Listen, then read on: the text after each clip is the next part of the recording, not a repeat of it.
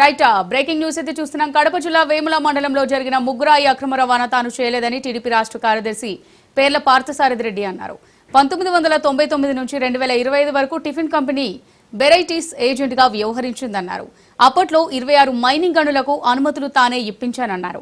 ఆ తర్వాత వచ్చిన ప్రభుత్వాలు ఏవి కూడా అనుమతులు తప్పించుకోలేకపోయాయన్నారు.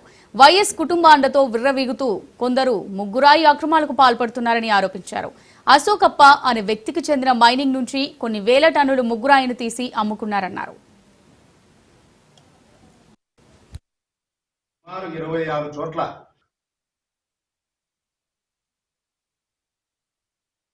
నేను 1999 నుంచి సుమారు 2005 వరకు టిఫిన్ వెరైటీ కంపెనీకి ఏజెంట్గా ఉన్నాను. అదేవిధంగా బల్లార్లో అరగండోన్ దగ్గర ఉన్నటువంటి రెడాక్సైడ్ ఐరన్ ఓర్ టిఫిన్ కంపెనీకి కూడా నేనే ఏజెంట్గా వ్యవహరించడం జరిగింది. మీనకేతన్ రెడ్డి గారు మైనింగ్ డైరెక్టర్గా హైదరాబాద్లో ఉన్నారు. ఎఫ్ఎంబీలు లేకపోయినప్పటికీ తర్వాత ప్రొడ్యూస్ చేస్తామని చెప్పి సుమారు 12 లీజులను నేను రెన్యువల్ చేయించడం జరిగింది.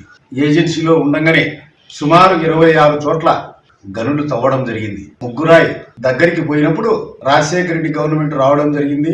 రాజశేఖర రెడ్డి అనేక ప్రయత్నాలు చేసి నన్ను టిఫిన్ కంపెనీ ఏజెంట్గా తొలగించాడు. నేను తెచ్చిన లీజులు తప్ప టిఫిన్ కంపెనీకి తర్వాత ఎలాంటి లీజులు లేవు. అశోకప్ప మైన్ నుంచి ఇల్లీగల్గా కొన్ని వేల టన్నులు తీసి కడపకు తరలించి దాన్ని సొమ్ము చేసుకోవడం జరిగింది. ఆ కుప్పను చూపి ఒక ప్రముఖ రాజకీయవేత్త నుంచి మరి అతనితో పాటు ఉన్నటువంటి ఆ రోజు అధికారంలో ఉన్నటువంటి అనేక మంది మిత్రులు ఆ ప్రముఖ రాజకీయ నాయకుల నుంచి 30,000 కోట్ల రూపాయలు రాయిని చూపించి నీకు విక్రయిస్తున్నామని చెప్పి మోసం చేసి ఆ పెద్ద మనిషిని కూడా అన్యాయంగా 30 కోట్లు రాబట్టి దోపిడీ దొంగలు ఏ విధంగా అయితే దోపిడీ సొమ్మును దోచుకున్నారో అదే విధంగా దోచుకోవడం జరిగింది. 2019 నుంచి 2024 వరకు టిఫిన్ కంపెనీని యాదేచ్ఛగా దొంగలించి కొల్లగొట్టింది ఎవరు? నా పైన నిన్న అలిగేషన్ చేసినటువంటి వ్యక్తి కాదా?